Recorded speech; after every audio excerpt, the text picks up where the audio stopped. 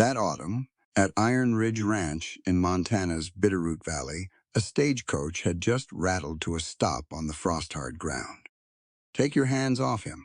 Marin's voice, cut cold as steel, her eyes locked on the burly ranch manager, choking the collar of an innocent man. He froze, surprise flashing into anger.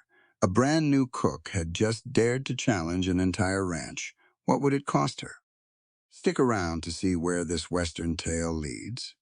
And don't forget to follow for the next chapter. The stagecoach rattled into Iron Ridge like something half dead. It groaned to a stop, wheels crunching over frost-hardened ground, and Marin Sterling was the last one off. She stepped down with a single wooden trunk and planted her boots in the dirt of Bitterroot Valley, like she meant to stay there.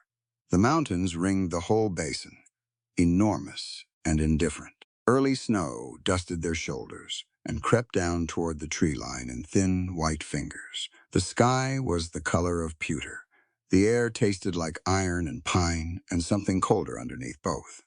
A warning the land was already issuing, not kindly. Marin pulled her coat tighter and looked around. Iron Ridge Ranch sprawled before her barns, a bunkhouse, a main homestead with dark windows, and scattered outbuildings in various states of disrepair.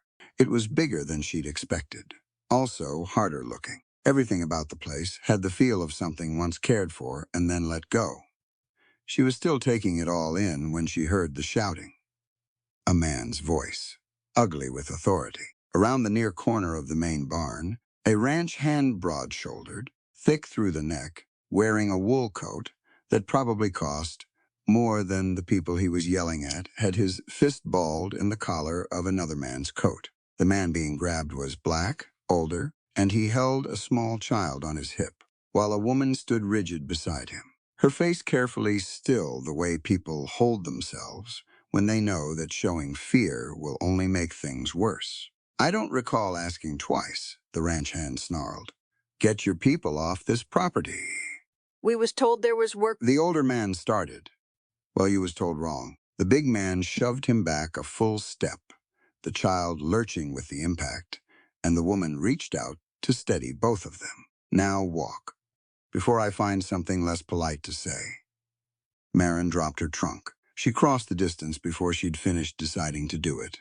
"Take your hands off him." Her voice came out steady, colder than she felt. The big man turned, and his face shifted through a few expressions before it settled on amusement. He was maybe 40, with a red face and small, mean eyes. "Who are you supposed to be?" "Marin Sterling." "I'm the new cook." She looked at the family. "Are you all right?" The older man nodded once, careful and slow. "Then you're not going anywhere," Marin said. She looked at the big man again. "They're staying. Find them something to do or get out of the way." The big man laughed, short, sharp, contemptuous. But something flickered behind his eyes, surprise maybe, or the instinct of a man who recognizes a line being drawn and hasn't decided yet whether to cross it. He didn't answer. He just looked at her for a moment, rolled his jaw, and walked away. Only when he was gone did Marin exhale. The older man studied her with quiet, careful eyes. The child on his hip was watching her too. "Thank you," the woman said softly. Marin nodded. "What are your names?" She learned them. She wouldn't forget them. The man with the mean eyes turned out to be Gideon Miller, ranch manager of Iron Ridge, which meant he was, in practice, the one who ran the place day to day. She got that information from a bow-legged cowhand who was hauling water past the trough and seemed slightly stunned that she'd spoken to him without first asking permission from someone else. "Miller runs things," the cowhand said, keeping his voice low. "Mr. Morgan's the owner, but he don't come out much. Hasn't in a while. Where is he now?" The cowhand tilted his head toward the main homestead. "Inside, I expect." She thanked him, picked up her trunk, and walked to the front door. She knocked twice. Then she opened it. Coulter Morgan was standing at the window with his back to the room when she entered. He didn't turn right away. He stood with his arms crossed and looked out at his land, the way a man looks at something that has disappointed him profoundly and repeatedly, and that he has not yet forgiven. He was tall, lean through the shoulders, with dark hair gone silver at the temples. He wore working clothes, nothing fancy, and he held himself like a man who had trained his body to take up less warmth than it wanted. When he did turn, his eyes were gray, pale, and assessing. He looked at her the way men sometimes looked at things they expected to be temporary. Miss Sterling. Not a question. He'd been expecting her then. Mr. Morgan. He said nothing else for a moment. Just studied her coat, her trunk, her face, her hands. She kept still and let him look. She'd been looked at like that before, evaluated for her usefulness or lack of it, and she'd learned that the only losing move was to flinch. "You're older than I expected," he said finally. 32, she said. Old enough to know how to work, and young enough to still do it. Something shifted in his expression, not softening. More like a minor recalibration. "The job is as advertised," he said. "You cook for the crew. Main house kitchen is spoken for. Miller's men use it. Where do I cook then?" "That's what I'm coming to." He moved to the window and gestured outward, not particularly pointing at anything. "There's a stone structure at the east edge of the ridge. Old ice house, built before my time. It's been sitting empty for years." He paused. "You're welcome to it if you think you can make use of it. I'd like to see it. I'm not done telling you about it."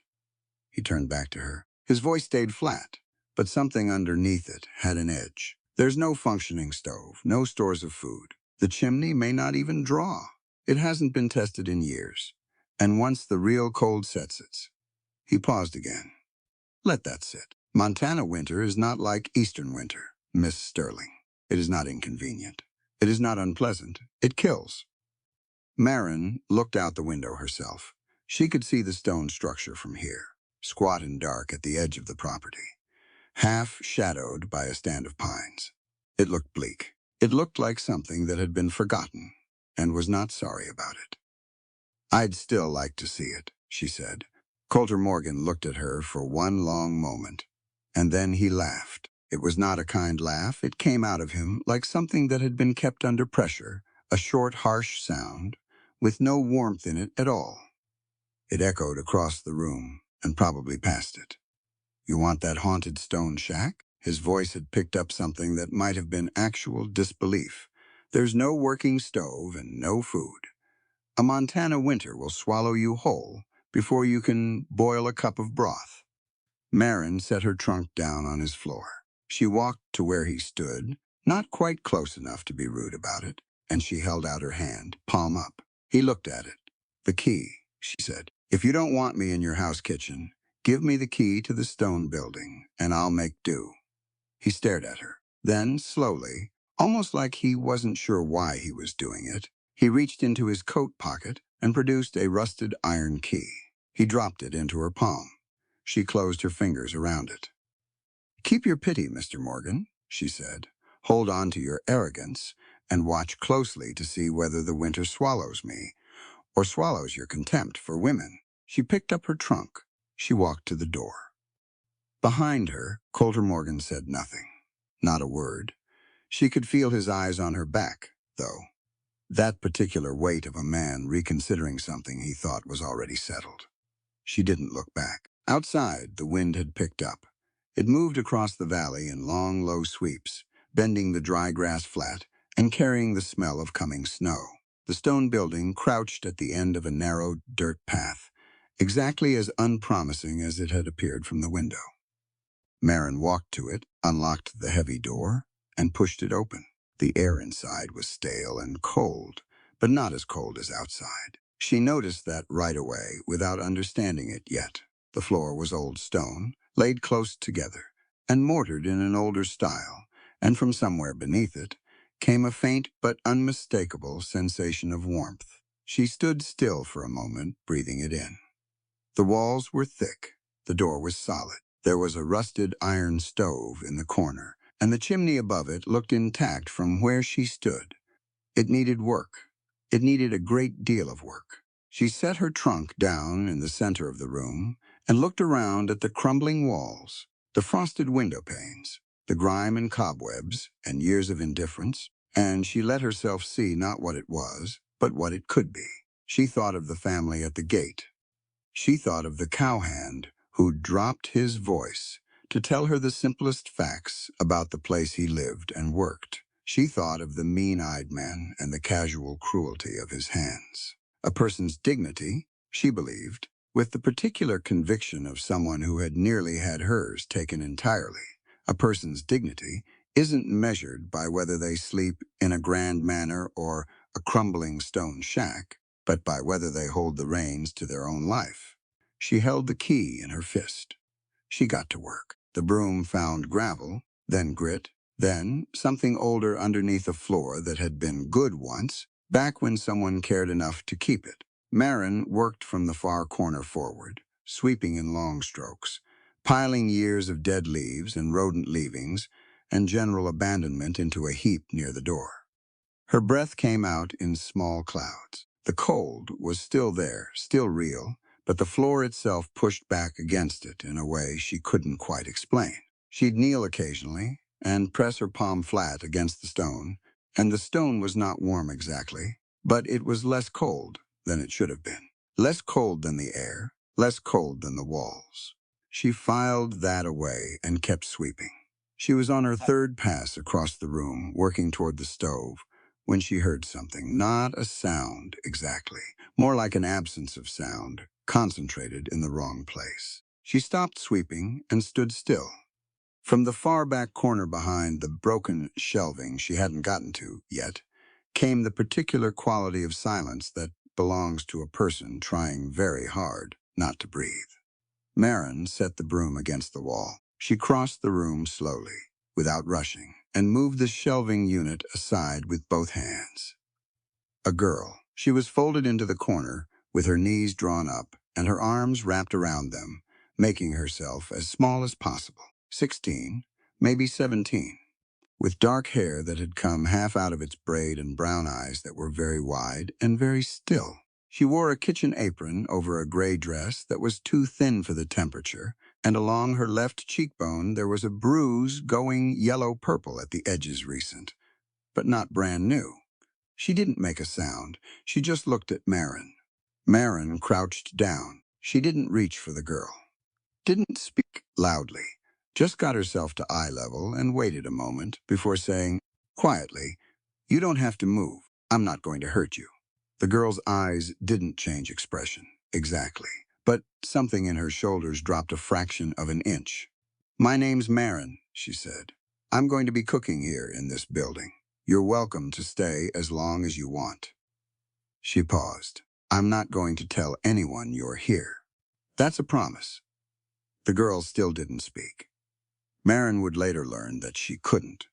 Not since something had happened that no one on this ranch would quite explain directly. Her name was Sadie Jenkins, and she had been working Iron Ridge for 8 months, technically as a kitchen helper, functionally as something closer to Miller's personal target.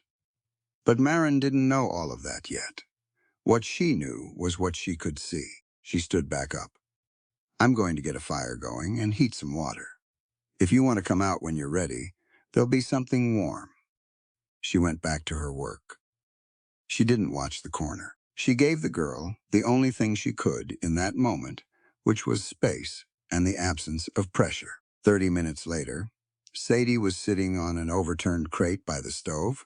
Marin heated water, tore a clean strip from the bottom edge of her underskirt, and cleaned the bruise on Sadie's cheek with a gentleness that came from practice. She had medical training field medicine, mostly, learned from an elderly physician in Philadelphia who had believed women had as much right to that knowledge as anyone. She worked efficiently, checking for swelling that went deeper than the skin, watching Sadie's eyes for the particular kind of wincing that meant a fracture underneath. Nothing broken, just hurt.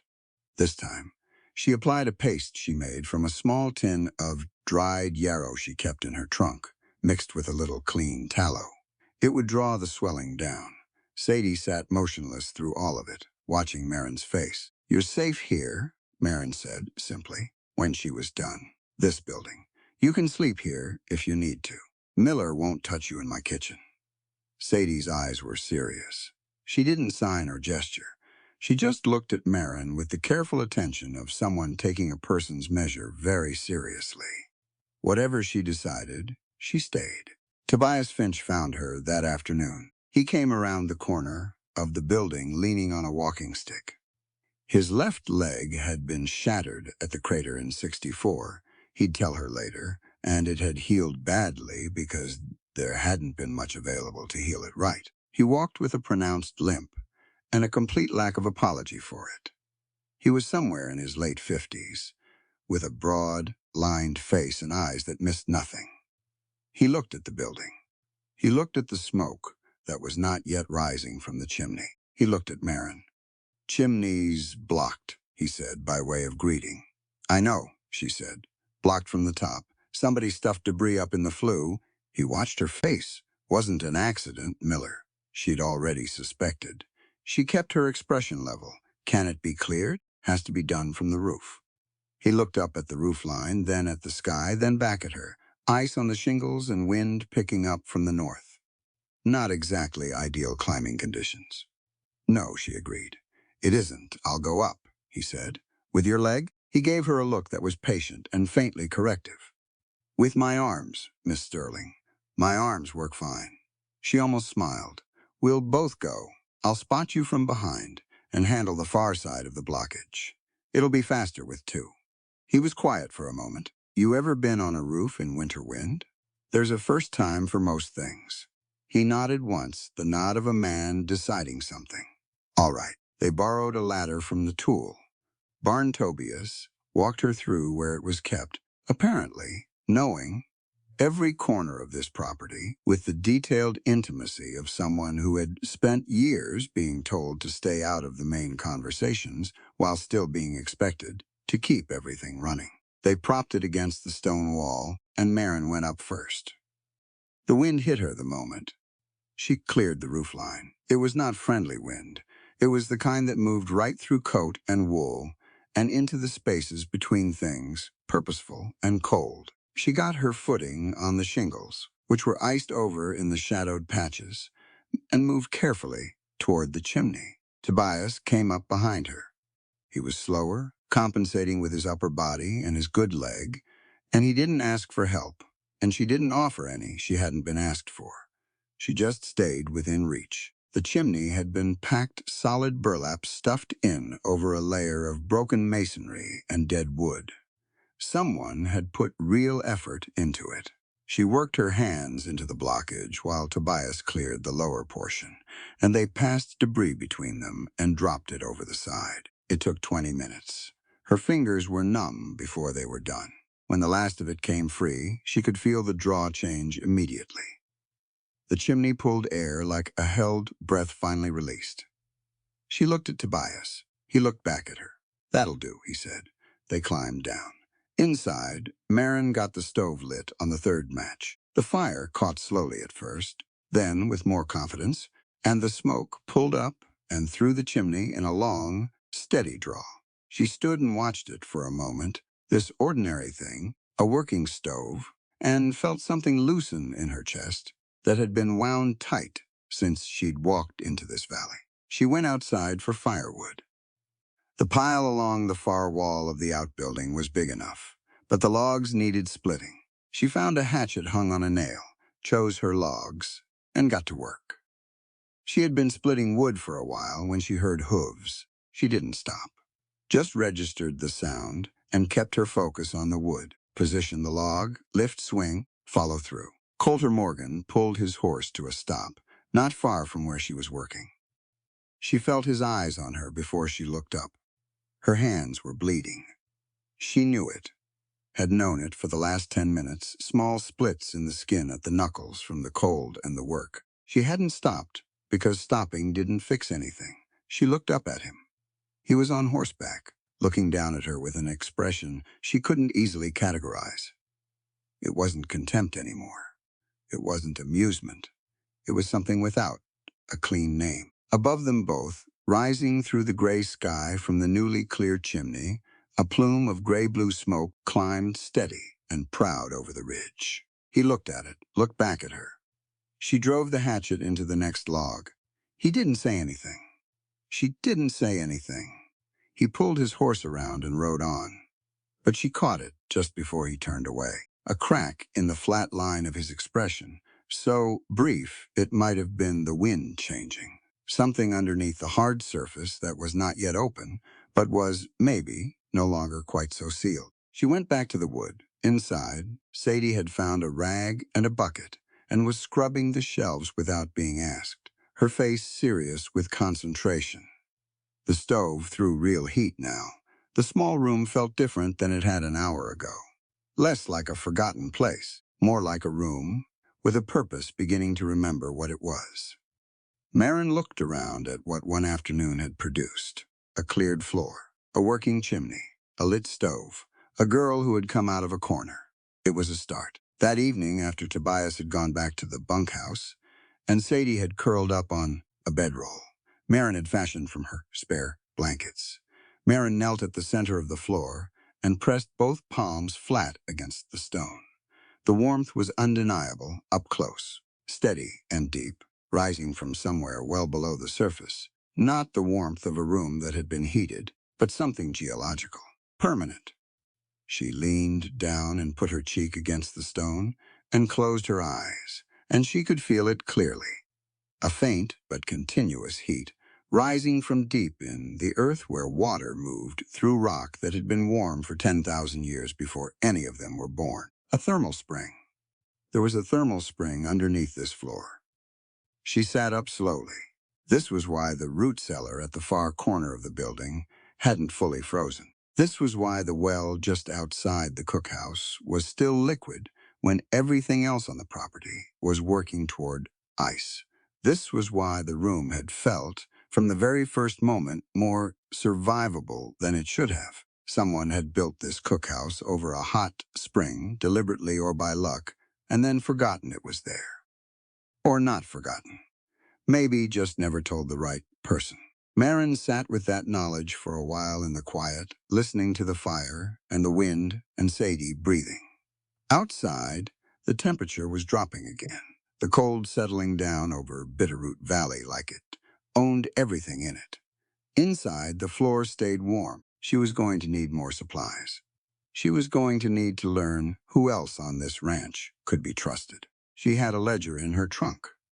She always had a ledger, and she intended to start filling it with numbers and names and quantities, because in her experience, the people who controlled the food and the records controlled more or less everything else, and she intended to control both. She also intended to stay alive, which meant understanding what she had that other people might want badly enough to take by force.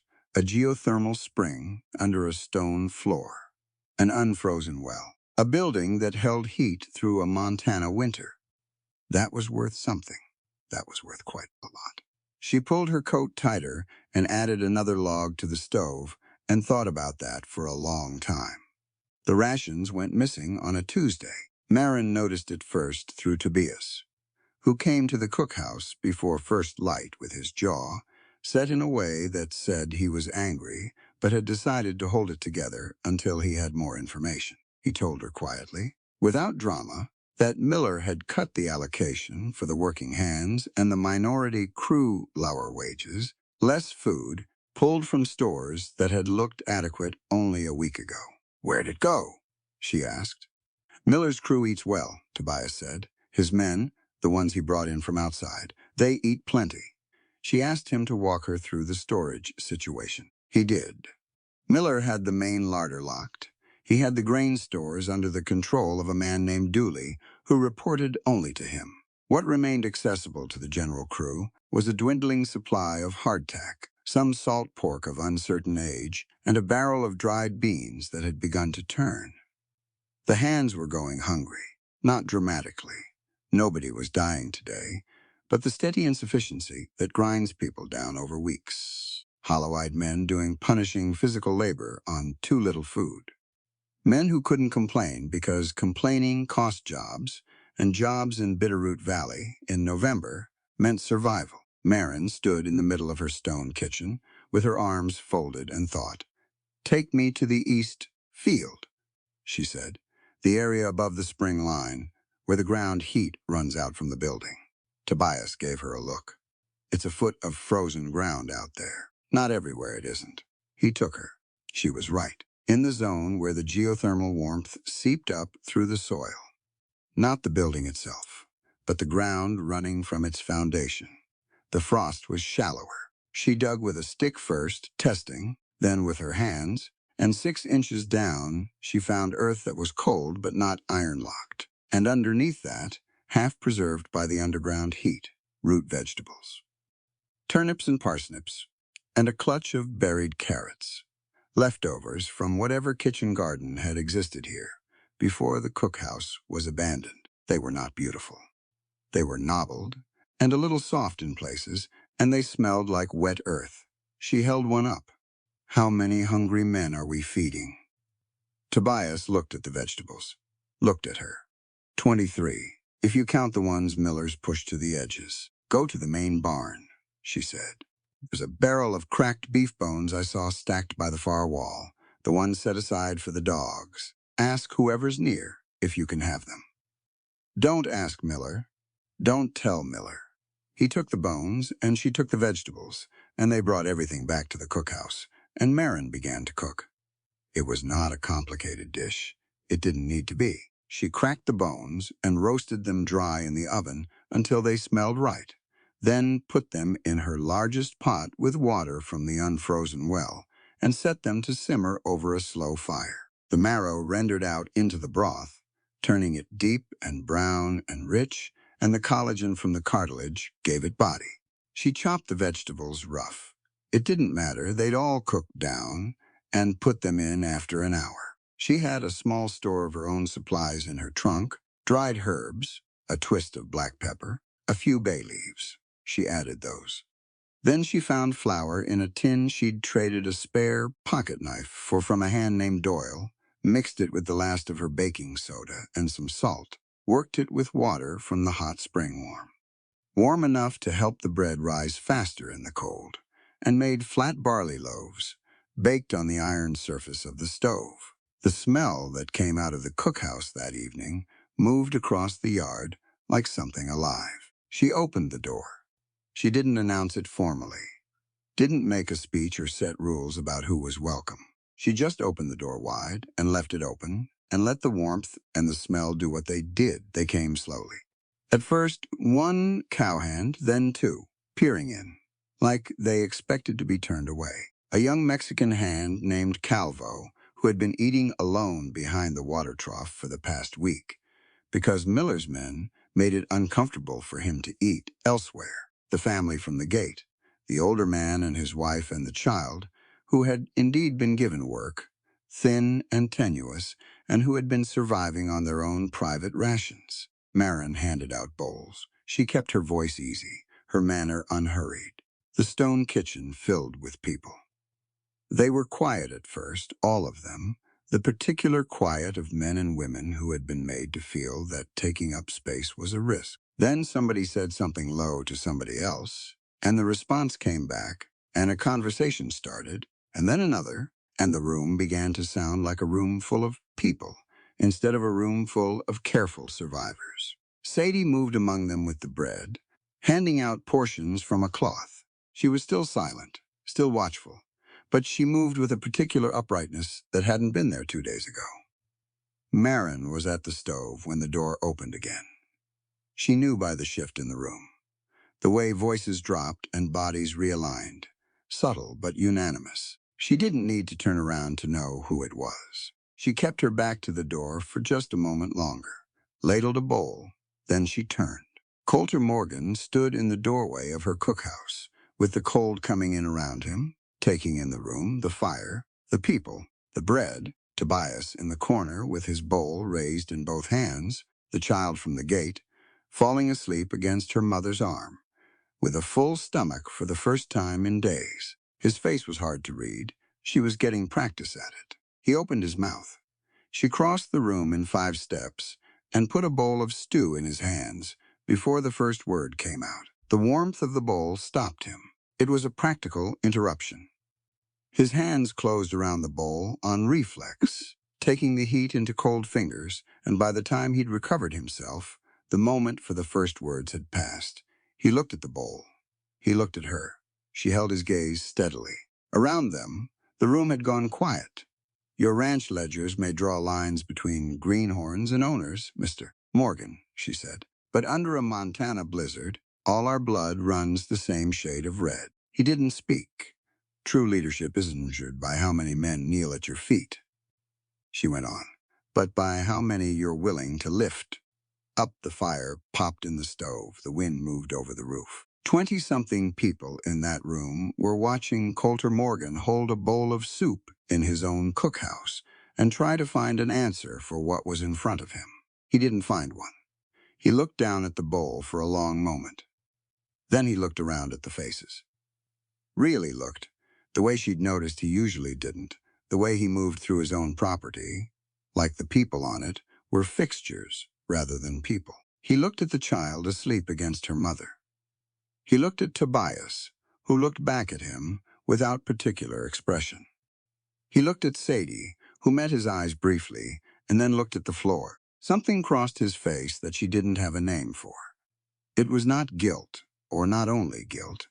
It was the expression of a man who has walked through a room 100 times and has just understood, for the first time, what the room actually contained. He didn't stay. He set the bowl on the edge of the work table and walked out, back into the cold and the dark, without a word. The door closed. The room let out a collective breath. Marin picked up the bowl he'd left and looked at it for a moment. He'd taken 3 or 4 spoonfuls before he'd set it down. Good enough for tonight. She found the discrepancy in the ledger 2 days later. She'd been doing what she always did in any new situation, watching, counting, noting. How much grain came in on the supply wagon versus how much the hands could reasonably go through in a week. How many head were in the eastern pasture versus what the sale records in the office window showed. Tobias was her source for most of it. He knew the numbers from years of watching them go wrong and being unable to do anything about it. And Marin wrote everything down in her small, precise hand in the leather ledger she kept in the false bottom of her trunk. Miller had been at it for years. It wasn't even particularly creative, just patient, steady siphoning, the kind of embezzlement that works because it's boring and consistent, and the man at the top of the operation has stopped paying close attention. Supplies bought at inflated costs from vendors Miller had arrangements with. Cattle sold at below market prices to buyers who kicked a portion back. Wages reported for hands who hadn't worked or didn't exist. Iron Ridge wasn't struggling because the land was bad or the cattle were thin. Iron Ridge was being quietly eaten alive from the inside. She closed the ledger and put it back in her trunk and sat very still for a moment, thinking about what that meant and what she intended to do with it. Through the window, she could see Coulter Morgan crossing the yard toward the barn. He moved like a man carrying weight he'd stopped noticing because it had been there too long. She watched him until he disappeared through the barn doors. She had the evidence. She had the numbers. What she needed now was the right moment, the right witnesses, and enough trust built up with the people on this ranch that when she laid the truth out, it would land somewhere solid rather than get buried. That was going to take time and food, and the continued operation of a warm stone kitchen with an unlocked door and an unfrozen well. She picked up the broom and went back to work. The snow had been falling for 3 days without stopping. Not a blizzard, not yet, but the steady, relentless kind that accumulated without drama and turned the world outside the cookhouse windows into a wall of white. The horses in the pasture moved slow and miserable. The hands moved faster, keeping warm through labor, hauling feed and breaking ice on the water troughs before the animals suffered for it. Inside the stone kitchen, Marin kept the fire burning and the ledger growing. She'd added 6 more pages of entries since the discovery, careful, column-by-column documentation of every discrepancy she could verify. Tobias brought her numbers when he could casually, in the way of a man who has learned to pass information, without appearing to pass information. A figure here, a date there. He'd been watching Miller for 3 years. and had nothing to show for it except the memory of what honest numbers looked like before Miller arrived. Now those memories had a home on paper.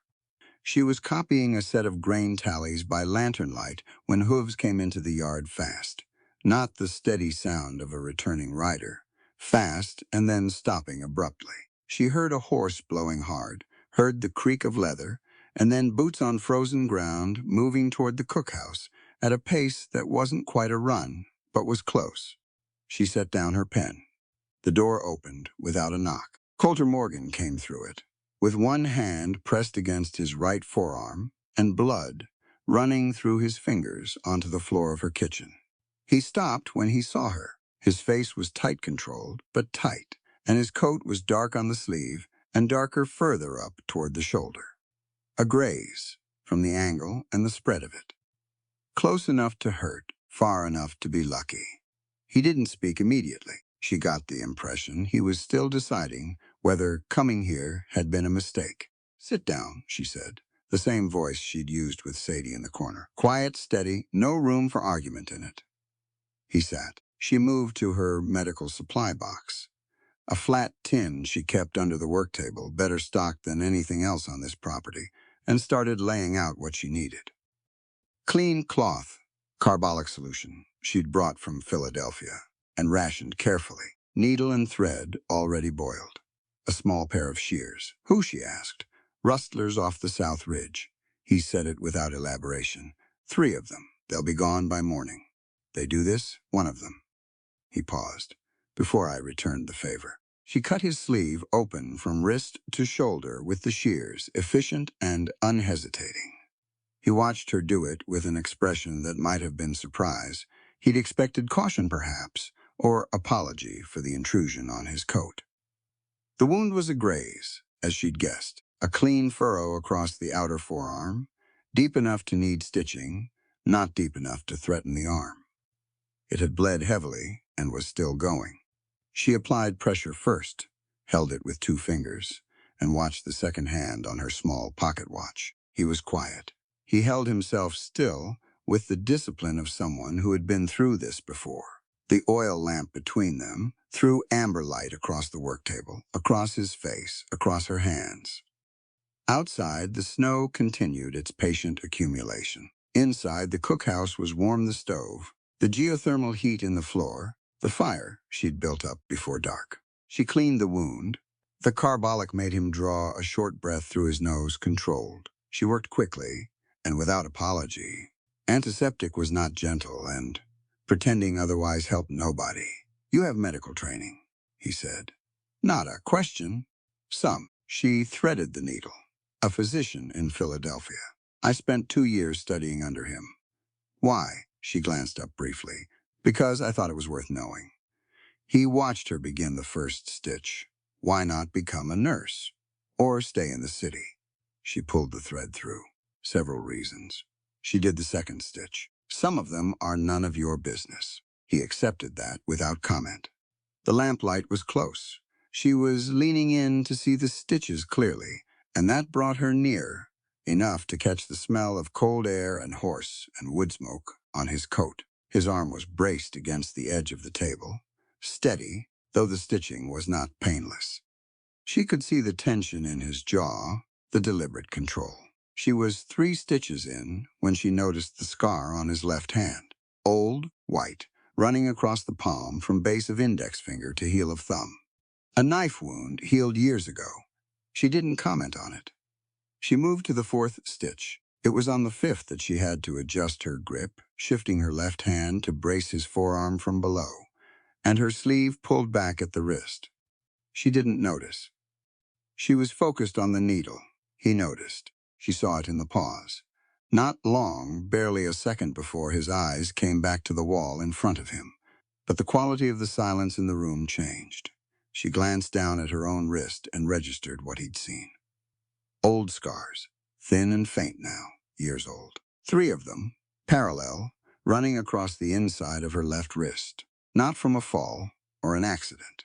The kind of mark a manacle leaves when a person pulls against it long enough and hard enough. Her collarbone, partly visible above her collar where the stitching had shifted, bore the flat white line of something that had been a deep wound once. She didn't pull her sleeve down. She finished the stitch. The silence lasted 4 more stitches. She tied off the thread, clipped it, and began bandaging his arm with clean cloth. When she looked up, he was watching her. His gray eyes held something she hadn't seen in them before: recognition. The particular recognition of one damaged person identifying another. "I don't want your pity," she said evenly. "I'm not offering any." His voice was lower than usual. "I know what those marks are." "Then you know it's behind me." "Is it?" She looked at him directly. "I'm in Montana. He's in Philadelphia. That's 3,000 miles of behind me." He held her gaze. "He's why you left." Not a question, this time either. She didn't confirm it, but she didn't deny it. She smoothed the bandage down and secured the end. "He was wealthy," Coulter said, not pushing, more like assembling something he'd been wondering about since she arrived. "Connected. Very." She set down the bandaging supplies. "Which is why leaving quietly was the only kind of leaving that was safe." He was quiet for a moment. The fire shifted in the stove. "And you picked Montana." Montana was far enough. Something crossed his face. Not quite a smile, nothing that organized, but the hard line of his mouth changed, briefly. She was cleaning the instruments when he spoke again. "My wife's name was Clara." He said it carefully, like a word he didn't use often anymore. "My daughter was 4. Her name was Grace." He stopped. "Let that sit." "Comanche raid. Coming back from Laramie, 1873. Marin stopped what she was doing. She didn't turn around immediately. She let him have the silence for a moment, because some things need a breath of room around them before they can exist in the open air. "I wasn't there," he said. "I was 2 days out, and they were traveling to meet me. I'd sent 2 men with them." He stopped again. "Wasn't enough." She turned around. She looked at him, really looked, the way she'd learned to look at patients without flinching at what was there. 8 years he'd been carrying that. She could see it in the architecture of how he held himself, in the particular way. The grief had set and hardened into something that looked like coldness from the outside, and probably felt like nothing from the inside, which was its own kind of unbearable. "I'm sorry," she said. She meant it simply, without decoration. He nodded once. He'd probably heard it 100 times, and it hadn't meant much. But he nodded. They stayed like that for a moment, across the work table in the amber lamplight, with the snow pressing against the windows and the floor warm beneath their feet. 2 people, who had been badly broken by different things, sitting in the same small room. Then Coulter stood to leave, and Marin stood at the same moment to put the medical tin back under the table. And they were suddenly much closer than either had planned. She was near enough to see the gray in his eyes clearly, near enough to see the exact quality of the way he was looking at her direct, unguarded in a way he clearly couldn't quite account for. His left hand came up and he touched her face. Not taking, not demanding. Just touching, one palm against her cheek, like he was making sure she was real. Her breath held. She had spent a long time in the presence of men who touched her with ownership in their hands, who reached for her like she was something that belonged to them. This was not that. There was a question in it, uncertain, in a way she recognized as genuine, because a man comfortable with entitlement doesn't ask questions. She reached up and put her hand over his. He kissed her. It was not gentle, exactly, and it was not rough. It was the kiss of 2 people who have been starving for a particular thing they told themselves they no longer needed, who find themselves close enough that the pretense simply stops working. It lasted as long as it lasted. Then he pulled back. Stepped back, actually, 1 full step, which put the work table between them again. He looked at her, with his chest moving and his jaw tight, and something in his eyes that was clearly frightening him. She understood it. She felt the same thing. The sharp exposure of having let someone that close. She didn't reach after him. She let him have the distance. "I should go," he said. "Yes," she agreed. He picked up his coat. At the door he stopped, his hand on the frame, his back to her. "The wound?" he said. How long before I can use the arm? A week if you're careful. You won't be careful. 8 days, he almost laughed. She heard it, a short, reluctant sound, before he walked out into the snow. Marin stood in the middle of her kitchen and listened to his horse move away across the frozen yard. Then she sat down, opened her ledger, and stared at the numbers without seeing them for a while. It came on a Thursday. The sky had been warning them for 2 days, a particular yellow-gray color at the horizon that Tobias looked at and said nothing about for a full 24 hours before he finally told her what he was seeing. He'd watched enough Montana winters to read the sky the way other men read text, and what the sky was saying, that Thursday morning was not good. By noon, the wind had picked up from the northwest, serious and sustained. By 2 in the afternoon, visibility across the yard had dropped to 30 feet. By dark, it was a whiteout. It was also, Marin would later understand, exactly what Jebediah Gage had been waiting for. She heard the first shot while she was banking the stove for the night. A single crack from somewhere north of the main barn. Then 2 more in quick succession, and then voices shouting, urgent. And the particular sound of men running on frozen ground. She went to the window and could see nothing. White and dark, and the suggestion of moving shapes. Sadie, she said. The girl was already on her feet, already alert. Marin pointed to the space under the heavy work table. Sadie understood. She went. Marin pulled her coat from the peg and her father's rifle from the corner, a Winchester 73, well-maintained, and went to the door and opened it an inch. The cold came through like a blade. She could hear it clearly now. A firefight somewhere between the main house and the eastern barn. Not 1 or 2 men, multiple guns, spread out, coordinated. This wasn't rustlers. She pulled the door open further. Tobias appeared from the dark at a limping run, faster than she'd seen him move. Behind him, 2 of the trusted hands Calvo and a young man named Reed half carrying someone between them. The someone was Coulter. He was on his feet, but barely. His left side was dark from the ribs down. She could see it, even in the blizzard dark, the particular shine of blood-soaking cloth. He was conscious, which was something, but his head was dipping with the effort of staying that way. They got him through the door. She cleared the work table with one sweep of her arm, and they laid him on it. How many, she said to Tobias, already cutting Coulter's shirt. I counted 12 on the approach, Tobias said. He was breathing hard, but his voice was steady. Miller's leading them in, Gage's men, maybe 8, 10 more.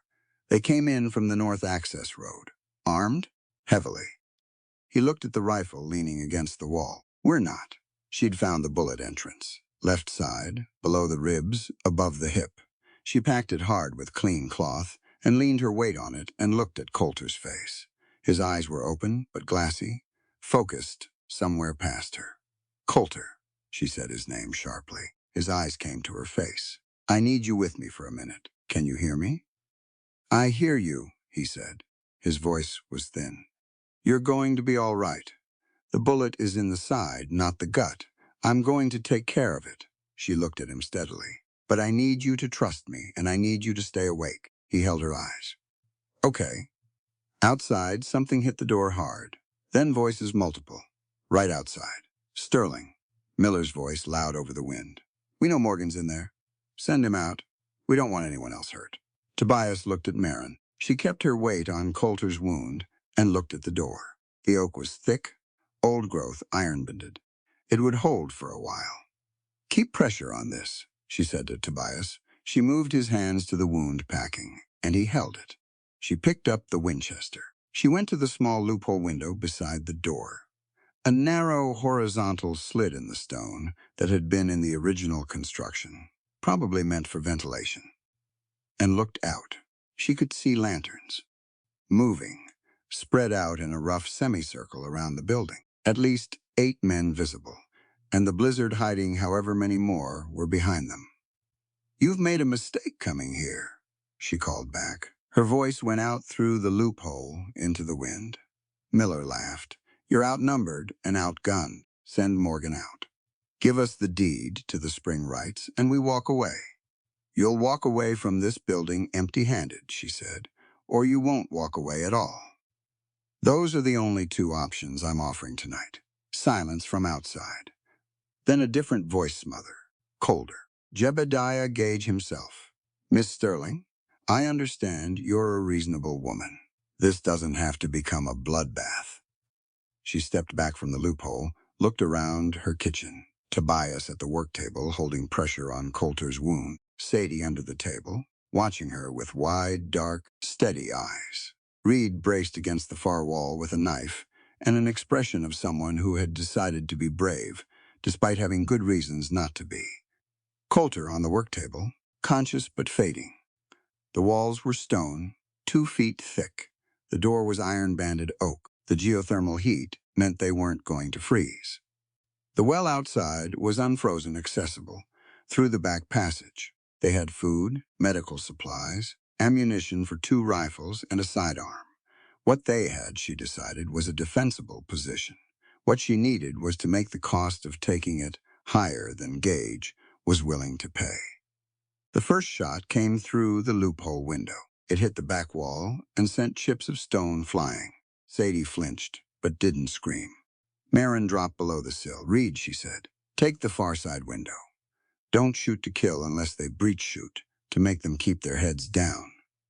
She looked at Tobias. Can you hold pressure and watch the north wall? Yes, he said. She moved back to Coulter. She had to start on the bullet soon every minute it stayed in, increased the infection risk and the blood loss. But she couldn't operate on the man and defend the building at the same time. Then she looked at Sadie.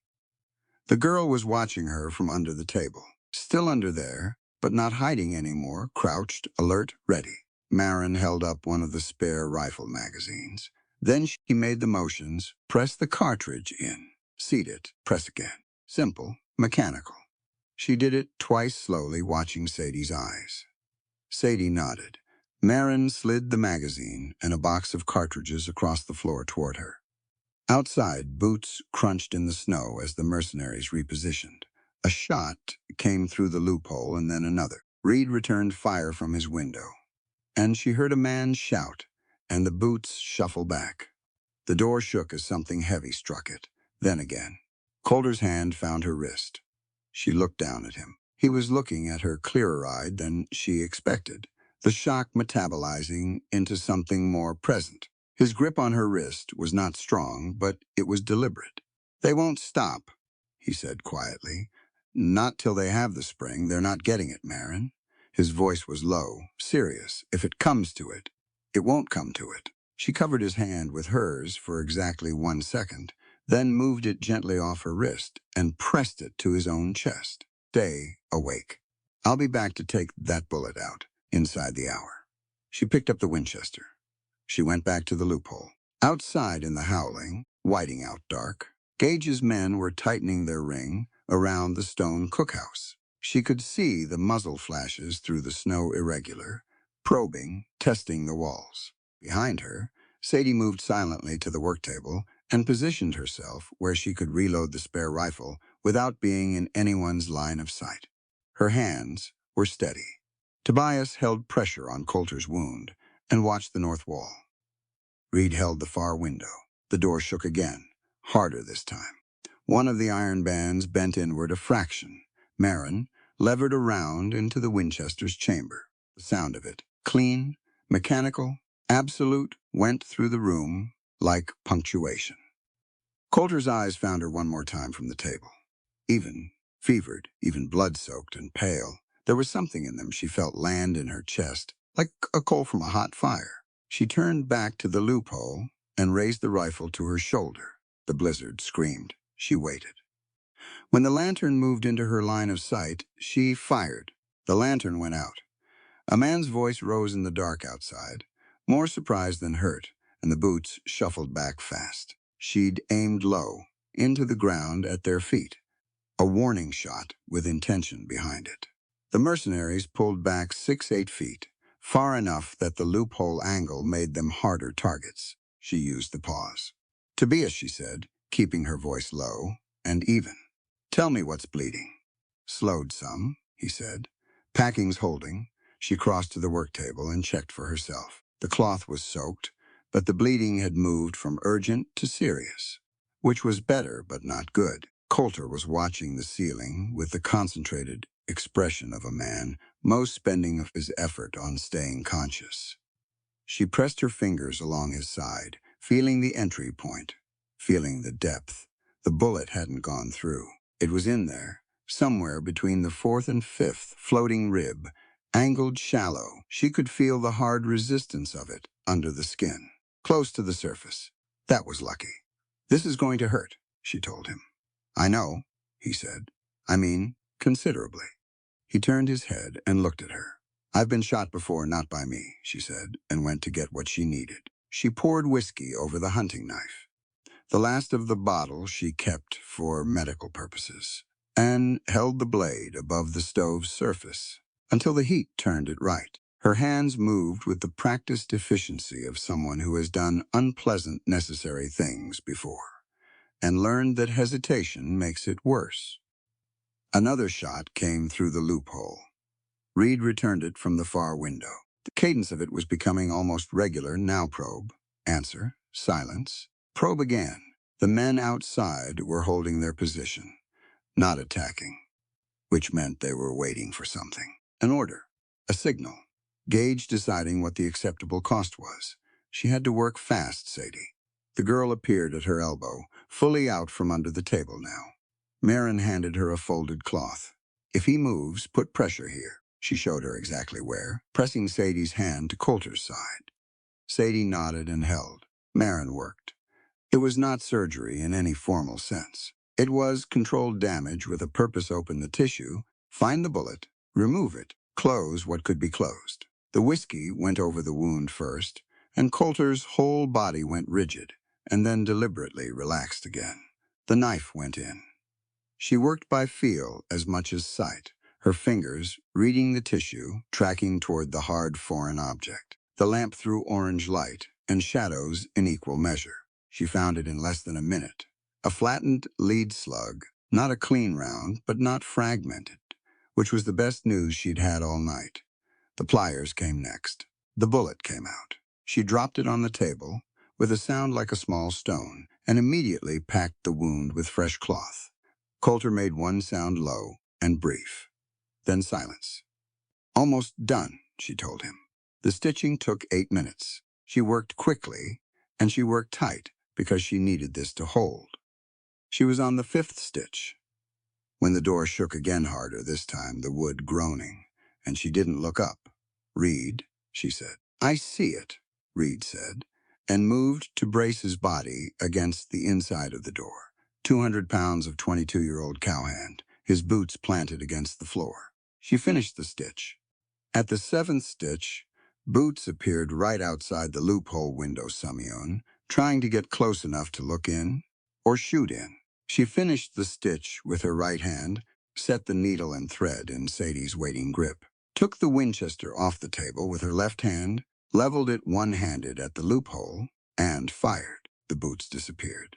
She set the rifle down and took the needle back. The room was very quiet for a moment, except for the fire and the wind, Tobias said, from the north wall. That was something. She tied off the last stitch. "Bandaging," she said to Sadie, and Sadie already had the cloth ready. She became aware, while she was wrapping Coulter's side, that he was watching her. He'd been watching her for a while. His color was bad, and he'd lost more blood than she'd have liked. But his eyes were tracking clearly, and there was something in them that was fully present, fully awake, taking in every detail of what was in front of him. She didn't acknowledge it yet. She finished the bandaging, secured the ends, and checked her work. "Don't move for 6 hours if you can help it," she told him. "If you have to move, do it slow and keep your left arm in." "Understood," he said. His voice was steadier than she expected. She straightened up and took stock.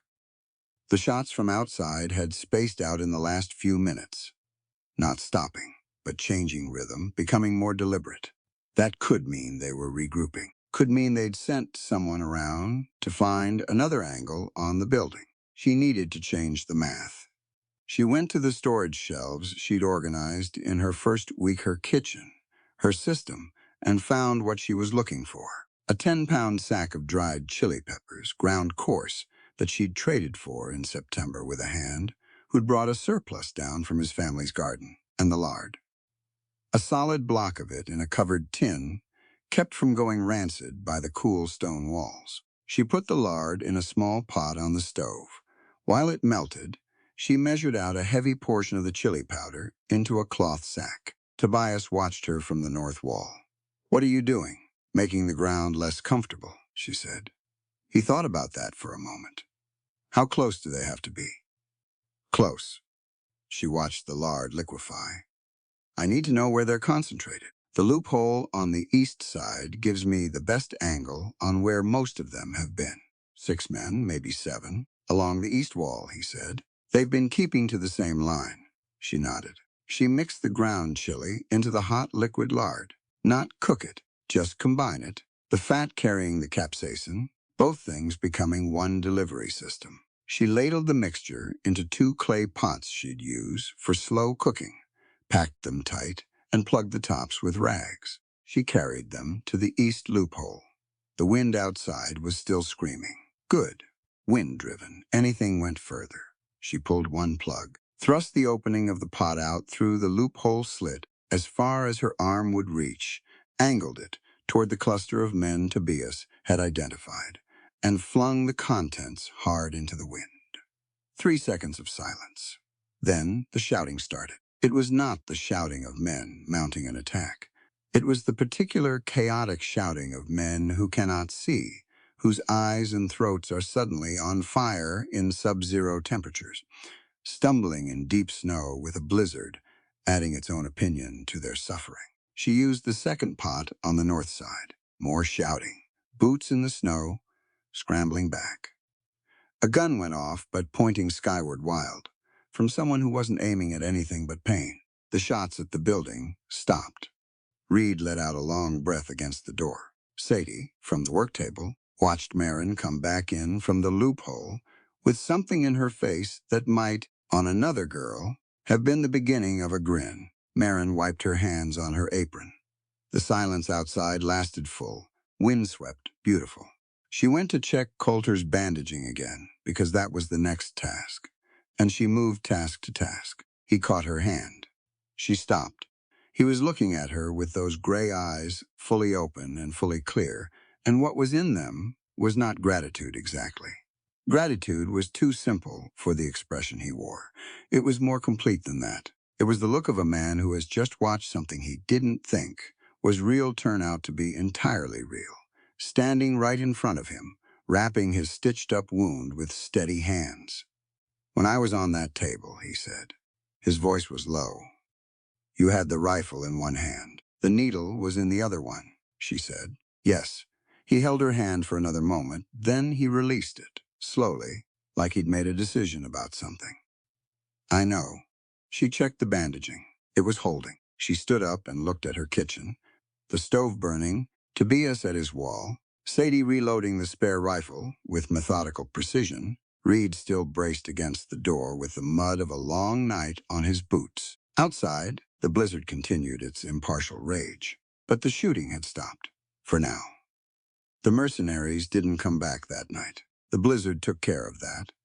By 2 in the morning, it was genuinely dangerous to be standing in the open air of Bitterroot Valley, and even Gage's hired guns had the self-preservation instinct to pull back to whatever shelter they'd established at the north tree line. The cookhouse walls held, the door held, the fire held. By dawn, the worst of the storm had moved east, leaving behind a silence so complete it felt physical. Marin had not slept. She had monitored. Coulter's wound through the night checking the bandaging every 2 hours, watching his temperature with 2 fingers at his forehead and his wrist. He'd run a fever from about midnight on, moderate but real, and she'd kept the building warm and kept cool cloths on his forehead and made him drink water every time he came awake. He spent most of the night drifting in and out. When he was out, he was somewhere else entirely, his face moving through things she couldn't see. When he came back, his eyes found her first thing every time. By morning, the fever had broken. She knew it by the change in his breathing, before she even touched his forehead, deeper, the body standing down from its emergency. She changed the bandaging with the first light. The wound was clean, no heat at the edges, no discoloration, the stitches holding exactly as they should. She allowed herself one quiet moment of satisfaction and then went to make coffee. Tobias had taken over the east wall watch at some point in the small hours, and he sat there, now drinking from a battered tin cup, with the particular stillness of a man who has waited out worse things than this. Reed was asleep in the corner, his back against the wall, still sitting upright. Sadie was asleep on the bedroll, curled small, a spare rifle magazine still in her closed hand. They had made it through the night. Marin stood at the stove and let that fact exist for a moment before she moved on to the next problem. The days that followed were strange and quiet. The mercenaries regrouped but didn't immediately attack. The storm's aftermath had left the valley under 2 feet of new snow, and the supply routes were cut. Gage's men couldn't push and couldn't easily retreat. They were out there at the north tree line, but temporarily neutralized. Inside the stone kitchen, the world got smaller and more intimate. Coulter improved steadily. On the second day, he could sit up. On the third, he insisted on standing, leaning against the work table with his jaw set, and she let him because fighting him would have cost more energy than it was worth. By the fourth day, he was moving around the kitchen slowly, getting his legs back under him. He ate everything she put in front of him. She took that as the best possible sign. The silence between them had changed. It wasn't the silence of 2 strangers anymore, or even the silence of 2 people cautiously circling each other. It was something more settled, a silence that had been earned, that had the weight of shared experience in it. On the 4th evening, she was at the work table, updating her ledger by lamplight, and he was sitting across from her with a cup of coffee, and she looked up and found him watching her, with his chin resting on one hand, and she said, "Ask what you want to ask." He was quiet for a moment. What was his name? She knew what he meant. Edmund Hale. She said the name evenly, the way you say something you've decided not to give power over you. Philadelphia. Banking family. Old money. Old reputation. How long? 2 years engaged. 6 months before that, courting. She looked back at her ledger, briefly then back up. He was very charming in public. Coulter's jaw moved. And private? Different. She didn't elaborate beyond that. She didn't need to, and she didn't want to reconstruct it in more detail than necessary. I left with 1 trunk and enough money for a stagecoach ticket west. His people didn't come after me because finding me would have required admitting publicly that I'd gone. She paused. Men, like Edmund, don't like admitting anything publicly. He hurt you. He did. Her voice stayed level. And then I left, and now I cook for a ranch in Montana, and I know how to take bullets out of stubborn ranchers. Things change. Something moved through his expression. You're not angry. I was angry for a long time, she said. Anger's expensive. I found better things to spend on. He was quiet for a moment, turning his coffee cup slowly in both hands. Clara, he said then. She wasn't meek either. People thought she was because she was small, and she laughed easily. But she'd argue with me past midnight over things that mattered to her, and she was usually right. He stopped. Grace had her eyes, had her way of going after things. Marin listened. She didn't hurry it. After, he said, after I lost them. I told myself I'd never. He stopped again. Took a breath. I told myself that getting close to anyone again was the same as offering them up. That it was safer not to. He looked at her directly. That women especially shouldn't be out here. That if Clara hadn't been coming to meet me. That's not logic, Marin said gently but clearly. That's grief doing arithmetic. He held her gaze. I know that. I know it now. He set the coffee cup down. I've treated people on this ranch badly. Used that grief as permission. His voice was quiet and without excuse in it. The way I spoke to you when you arrived. The way I've let Miller operate. The hands who've gone cold and hungry while I stayed inside and let things fall apart. She didn't argue it or absolve it. She just listened. I'm not the same man I was before I lost them, he said. I don't know if that man comes back, but I think the man I've been since then is someone I'm tired of being. The fire moved in the stove. Outside, the valley was perfectly silent, deep in its snow. She got up and went around the table and sat beside him, not reaching for him, just removing the table from between them. He looked at her, up close in the lamplight, with his defenses down and his wound healing and the long nights of fever behind him. He looked different than he had when she'd arrived at Iron Ridge, younger in some way, more like a person and less like a fortress. I need to tell you something, she said, and I need you to hear it as what it is, which is the truth, and not flattery. He waited. You have a good ranch, she said. The land is right. The water is exceptional, more than you know, and I'll explain that fully when you're stronger.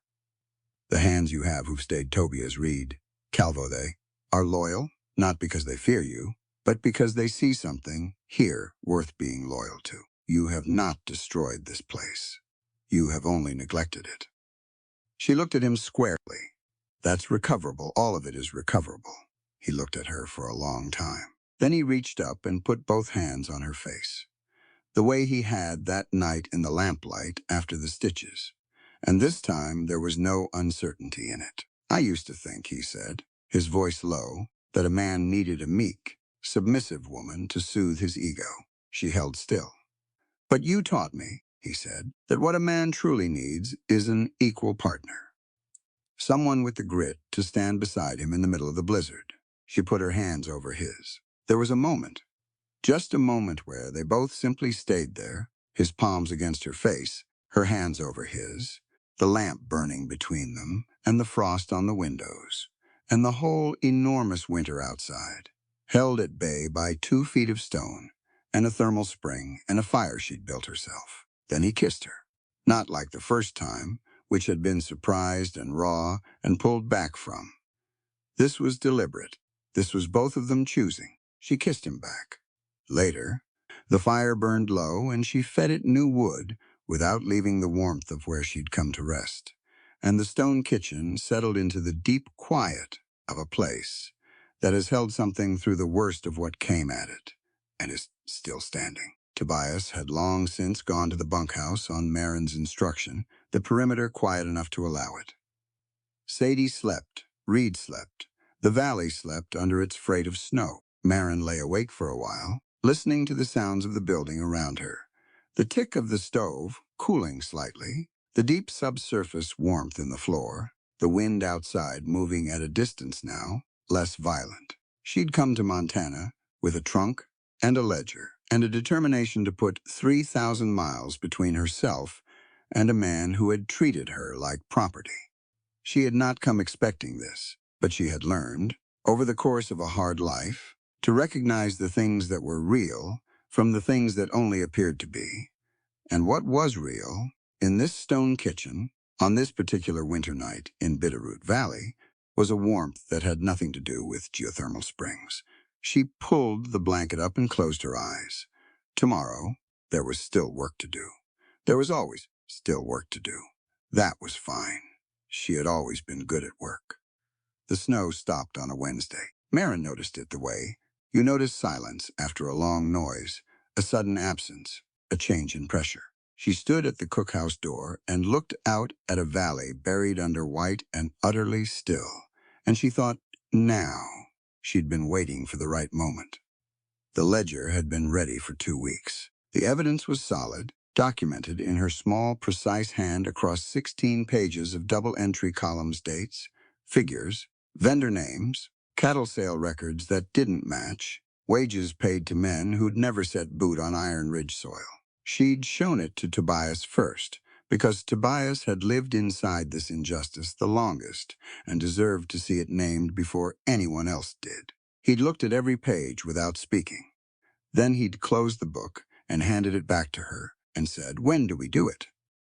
Soon, she'd told him, now was soon. She sent word through Reed and Calvo, quiet and direct gather at the stone kitchen, after the morning feeding, everyone, not Miller's crew, everyone else. They came. 21 men and the family from the gate and Sadie, filing in and filling the room the way they always did now, without the careful, apologetic posture of people who expected to be turned away. They stood with their coffee and their breath steaming in the cold air of the kitchen, and they waited. Marin set the ledger open on the work table. She didn't make a speech. She walked them through it, the way a teacher walks students through a proof, column by column, figure by figure, letting the numbers speak for themselves. Grain purchased at 140% of market value from a vendor named Briggs, who happened to share a last name with Miller's brother-in-law. 11 head of cattle sold to a buyer in Missoula at 60 cents on the dollar, with a notation in the buyer's own letter, which she'd found stuffed behind a loose stone in the main barn, referencing a kickback arrangement. 3 sets of wages drawn for hands named Pruitt, Hollis, and Carmichael, none of whom anyone in the room had ever met. The room got very quiet, not the careful, self-protective quiet of before. Something different, something harder and more focused. How long? Calvo said.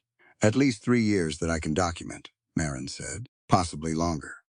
A man named Stroud, one of the older hands, stared at the ledger with his hat in both hands. He'd been at Iron Ridge for 6 years. He said nothing, but his jaw was tight enough to crack. Tobias spoke from the back of the room. This is why we've been short on feed 2 winters running. This is why the east fence line hasn't been mended since '79. The money was there. It just wasn't here. More silence. The fire in the stove said something low and steady. The door opened. Miller walked in. He read the room faster than Marin expected. She'd give him that. His eyes swept the faces, landed on the open ledger, and something shifted behind his expression. He didn't panic. He was too experienced for panic. What he did was calculate. Morning, he said, easy as a man who owns the floor he's standing on. He looked at Marin. What's all this? An accounting, she said. He smiled, not a warm smile, the smile of a man who has gotten out of worse rooms than this. He looked out at the assembled hands, and his voice shifted into the register of a man who knows how to play on fear that's been built up over years. Boys, I don't know what she's been telling you, but I want you to think carefully. Morgan's laid up. Gage has men in this valley, and the only thing between you and a very cold end to a very long winter is the arrangement we've had. You walk away from that arrangement. He spread his hands. I can't protect you. Nobody moved. Marin had seen this before. The pivot from exposure to threat, the quick attempt to restore the old structure by reminding people how much they needed it. It worked when people were isolated and hungry and felt like they had no ground to stand on. It didn't work in a room where people had been eating warm food and sitting beside a fire for 2 months. Stroud put his hat back on. He looked at Miller for a long moment, the look of a man settling an account he'd been carrying for years. Then he stepped forward, and Calvo stepped forward, and Reed, and 2 others behind them. You're done, Stroud said to Miller. We're done with you. Miller's easy manner dropped. What was underneath it wasn't pretty. He looked at Marin with something raw and ugly in his eyes. You think a deed and a ledger means anything when Gage has 30 armed men? Miller. Coulter's voice came from the doorway. He was standing. He shouldn't have been. Marin had told him another 4 days. Minimum. But here he was, upright in the doorframe with one hand braced against the wood and his face pale but absolutely composed. He'd heard enough. He'd probably been listening from outside for longer than she knew. He looked at Miller with the expression of a man who has run out of complicated feelings on a subject and arrived at something very simple. Take him to the ice house, he said to Stroud. Lock it.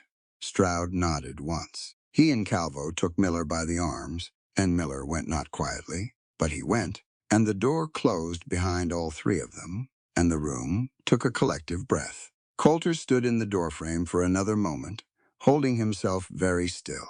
Then he looked at Marin. She crossed the room and put herself under his left arm without being asked. He let her take some of the weight. You should be in bed, she said. I know, he said. You never listen?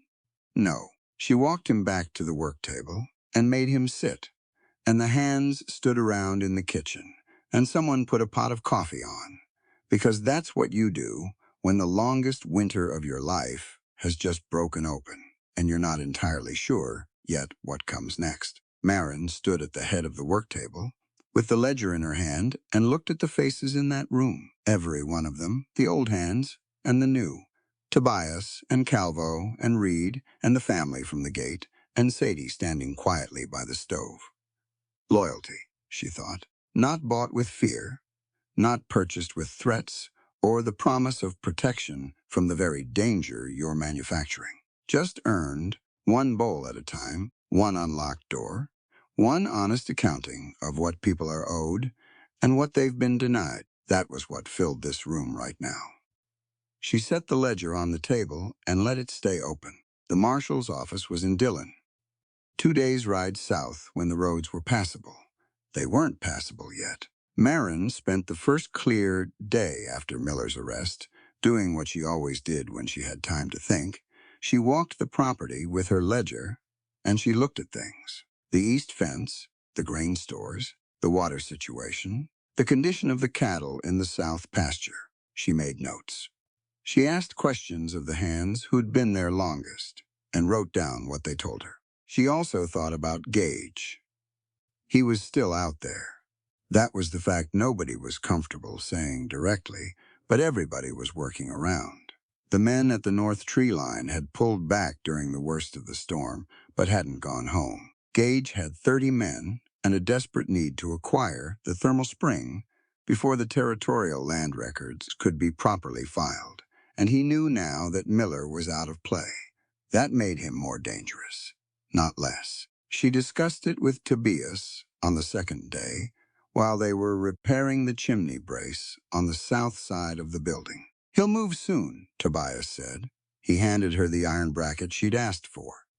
"When the roads firm up enough to move his supply wagons, he can't hold those men in the field indefinitely.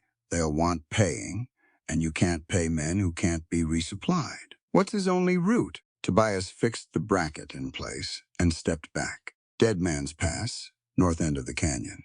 Only road wide enough for wagons in winter. Everything else is either vertical or buried." She thought about that. "How wide is the pass?" 40, 50 feet. At the narrowest, high canyon walls on both sides. She looked at him. He looked at her. Something passed between them that didn't need words.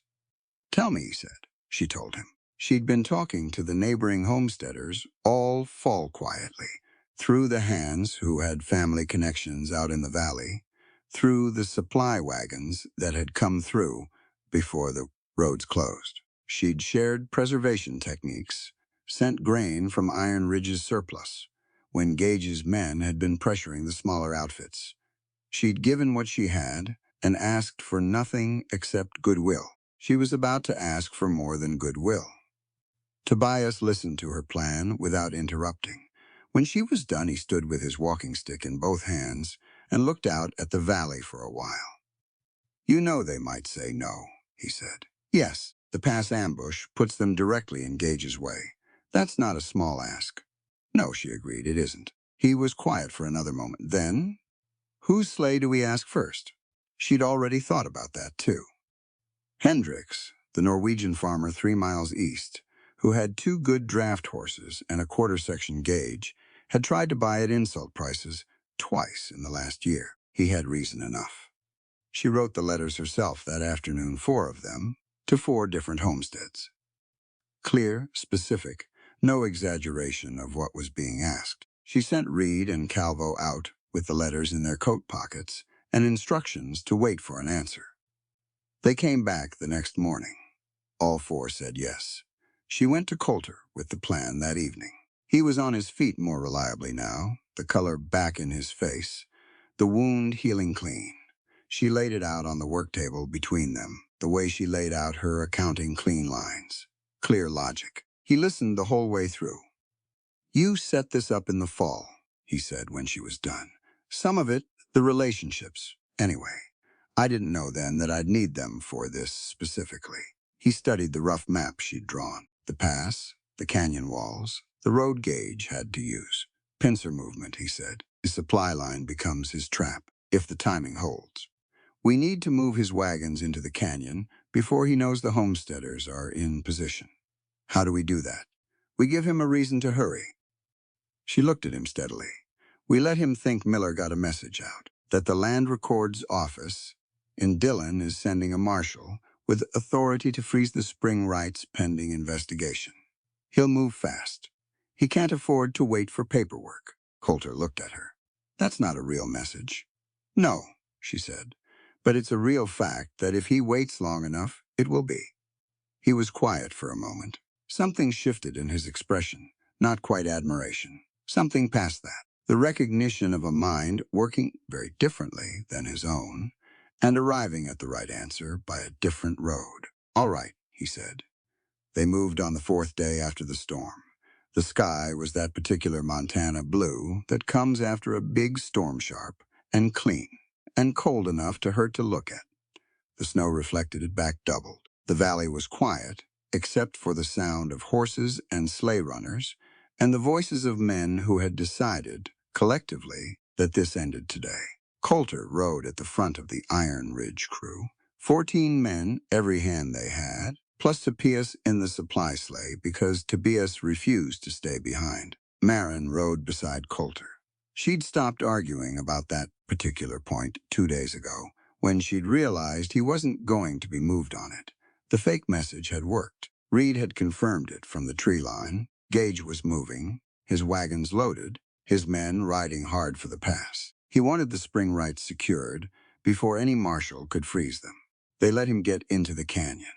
The walls went up 50 feet, on each side gray limestone, vertical, streaked white, where ice ran down the cracks. The canyon swallowed sound strangely.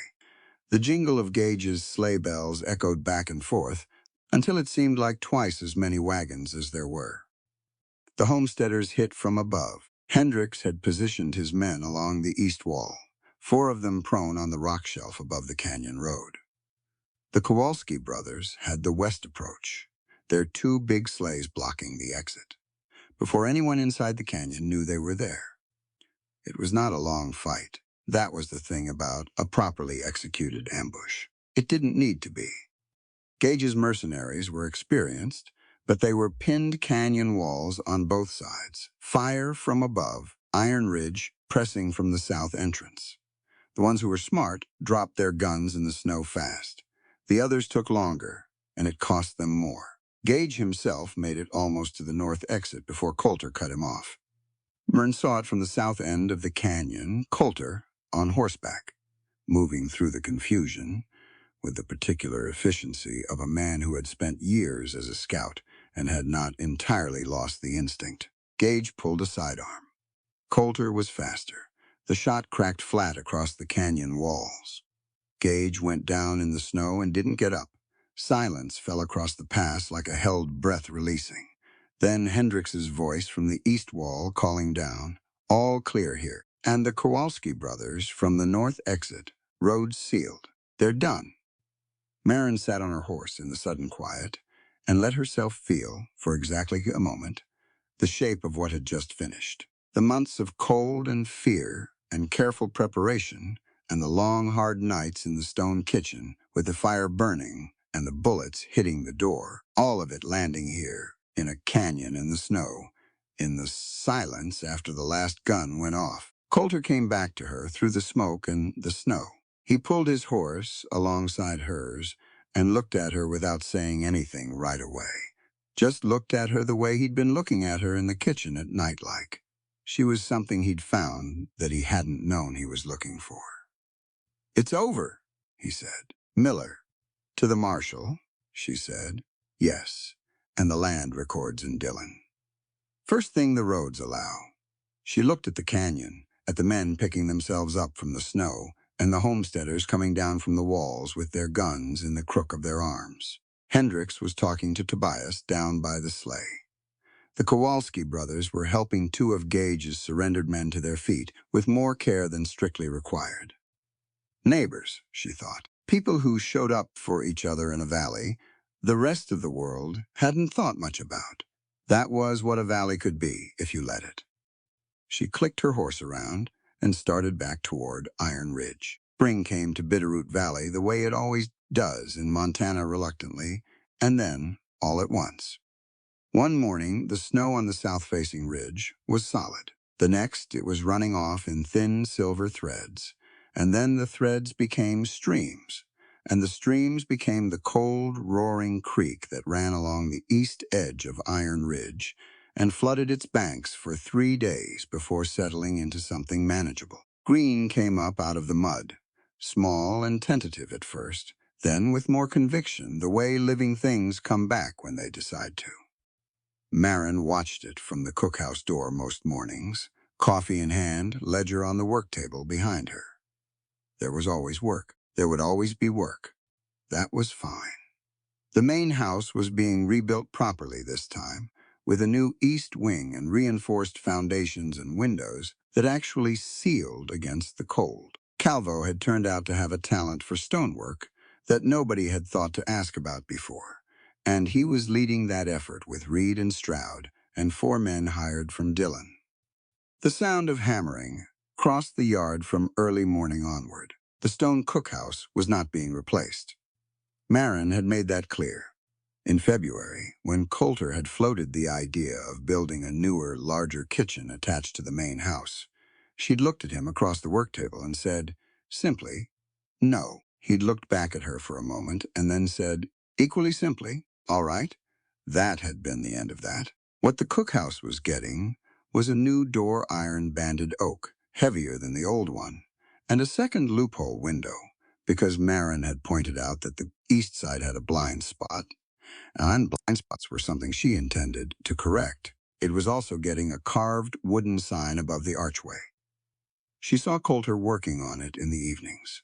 He'd brought his carving tools out and set up in the corner and worked at the wood with the patient concentration of a man doing something he wanted to get exactly right. He didn't tell her what it said until it was done. When he mounted it above the door one May morning, she stood in the yard and looked up at it for a long time.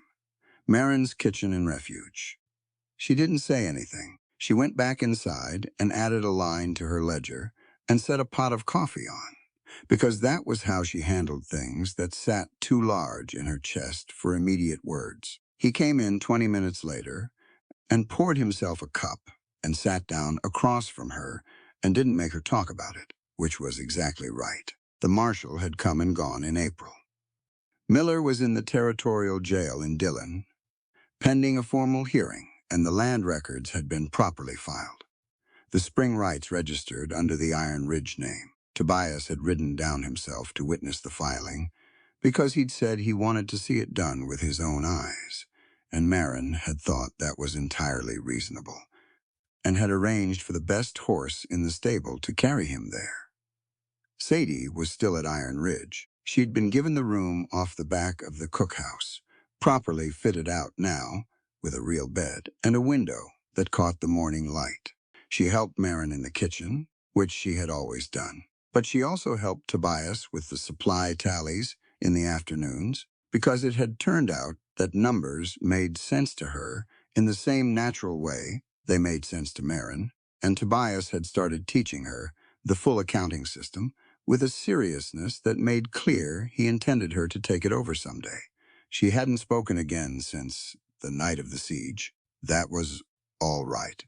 Marin didn't push. She'd learned enough about the particular kind of damage Sadie carried to know it couldn't be hurried, only accompanied. The celebration happened on the second Saturday in May, when the valley roads were dry enough for travel, and the creek had settled, and the air smelled like pine and thawed earth, and the very distant promise of summer. Coulter had sent word to the neighboring homesteads, Hendricks, the Kowalskis, everyone who'd come through the winter. They came, wagons and horses and families, with children who ran straight for the creek before anyone could stop them. Tables set up in the yard, food that Marin had been planning for 2 weeks roasted beef from their own herd, preserved vegetables from the underground stores, bread baked that morning in batches of 12. Tobias's wife, who had come up from Dillon for the occasion, brought a cake. Someone brought a fiddle. It was loud and crowded, and exactly what the valley needed. Marin worked the kitchen for most of the morning because that was where she was useful, and useful was where she was comfortable. But in the early afternoon, Coulter appeared in the doorway and looked at her with an expression she'd learned to read. "Come outside," he said. "I have 3 more loaves to—" Sadie has the loaves. Marin looked at Sadie, who was already at the stove with her back pointedly turned. She took off her apron. Outside, the whole valley seemed to have gathered in the yard. Coulter led her to the center of it, and the crowd that had been talking and eating and laughing settled into attention with the unhurried way of people who already knew what was coming. Coulter turned to face her. He reached into his coat and produced a folded document-thick, formal paper, heavy with official ink. He opened it and held it out to her. She took it. It was a deed. Iron Ridge Ranch, Bitterroot Valley, Montana Territory. 2 names on the ownership line, equally weighted, equally binding. Name, his name, her name, co-ownership. Agricultural Operations and Medical Authority, spelled out in plain language, registered and witnessed and real. She looked up at him. He looked back at her. And then, in front of every person in that yard, he went down on one knee in the mud of the Montana spring, with the snow still on the peaks above them, and his hat in his hands. "Last fall," he said, "I laughed in your face when you asked for a ruined stone kitchen." She held the deed and said nothing. "This winter, you saved my life." His voice was steady, not performing, just saying true things one after another. "You saved this ranch. You kept every person on this property alive and fed and with their dignity intact when I'd long since stopped doing any of those things." He paused, "And you taught me how to be a real man." The yard was very quiet. Even the children had stopped running. "Today," he said, "I stand before you completely speechless in awe of your strength." His gray eyes were direct and entirely open. "Will you do me the honor of becoming my wife and my equal partner, Marin?" She looked at him for a moment, this stubborn, grieving, slowly reconstructed man who had laughed at her, and then handed her a rusted key, and then watched her build something out of nothing and let it change him. "Yes," she said. "Obviously, yes." He stood up. The yard broke into noise. The good kind, loud and warm, and entirely undignified. Hendricks let out something that was probably a cheer in Norwegian. Reed threw his hat in the air. Tobias, standing at the edge of the crowd with his wife's hand in his and his walking stick planted in the spring mud, smiled the quiet smile of a man whose patience has been validated. Coulter kissed her, right there in front of the whole valley, without any apparent concern for decorum. She kissed him back. When they broke apart, Marin became aware that someone was standing very close to her left side. She turned. Sadie was there. She was looking up at Marin with those serious dark eyes, and her face had something in it that had been building for months something, working its way toward the surface through all the careful, patient, quiet days. Her lips moved. The word came out small, clear, entirely real. "Thank you," Sadie said. "Marin." The yard went silent in a different way. Marin put her arms around the girl without making a production of it. Just held her the way you hold something you've been watching, fight its way back for a long time. Sadie stood rigid for a moment, and then she leaned in, and the rigidity went out of her entirely. Tobias looked at the sky. His wife put her head against his shoulder.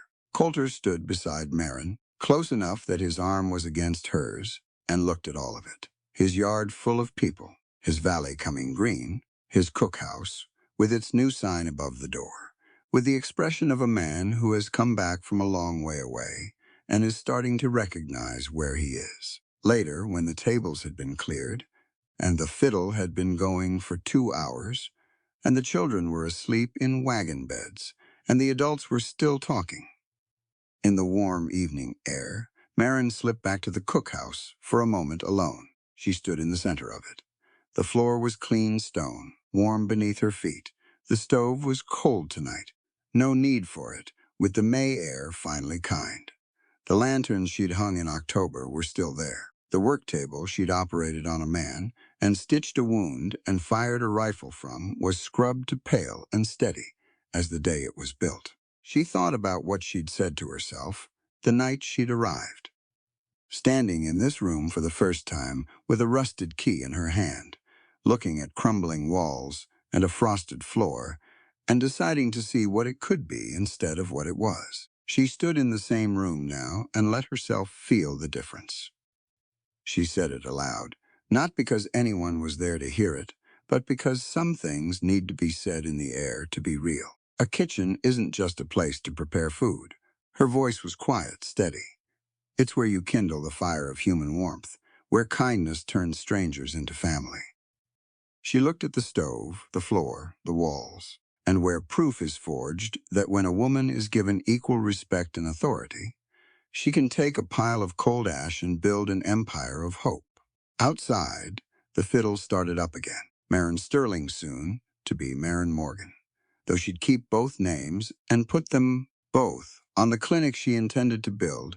Come summer picked up her lantern and walked back out to the yard. There was still food out, still people worth feeding. She got back to work. And that's where we leave Marin Sterling, no. Marin Morgan now standing in the warm stone kitchen she built with her own 2 hands, out of nothing but a rusted key and a stubborn refusal to accept no as an answer. When she first walked into that abandoned ice house, Coulter Morgan laughed in her face. He told her the Montana winter would swallow her whole. He wasn't wrong about the danger, but he was wrong about her. Because what this story really asks us is a simple question. What do you do when someone hands you a ruin and calls it worthless? Marin didn't see a haunted stone shack. She saw 4 walls that could hold heat, a hearth that could hold a fire, and a purpose that could hold a whole community together. That's the heart of this story, the idea that value isn't something you're given. It's something you build, one loaf of bread, one stitched wound, one act of quiet defiance at a time. She stood between a bully and a frightened family before she'd even unpacked her trunk. She didn't ask permission to have a conscience, and in a place where power had been left unchecked for far too long, that one moment of courage was the first thread in everything that came after. This is a story about earned respect, not given respect. Coulter Morgan didn't fall in love with Marin because she was soft or agreeable. He fell for her because she was immovable, because she turned a forgotten kitchen into a refuge, turned strangers into family, and turned her own vulnerability into a kind of authority nobody in that valley had seen a woman hold before. The deed he placed in her hands wasn't a gift. It was a debt-paid proof that partnership, real partnership, is built on what you survive together, not what you're handed. And then there's Sadie, a child who went silent through unspeakable damage, healed not through grand gestures, but through patience, through someone choosing, day after day, not to push. Her first word after months of silence wasn't spoken out of fear. It was spoken out of safety. That's a lesson worth sitting with. Sometimes the most powerful thing you can offer another person isn't advice or urgency. It's simply staying quietly until they're ready. So if this story leaves you with anything, let it be this: the ash doesn't have to stay ash. A cold kitchen, a broken family, a silenced child, a hardened man who's forgotten how to hope, none of it has to stay what it was.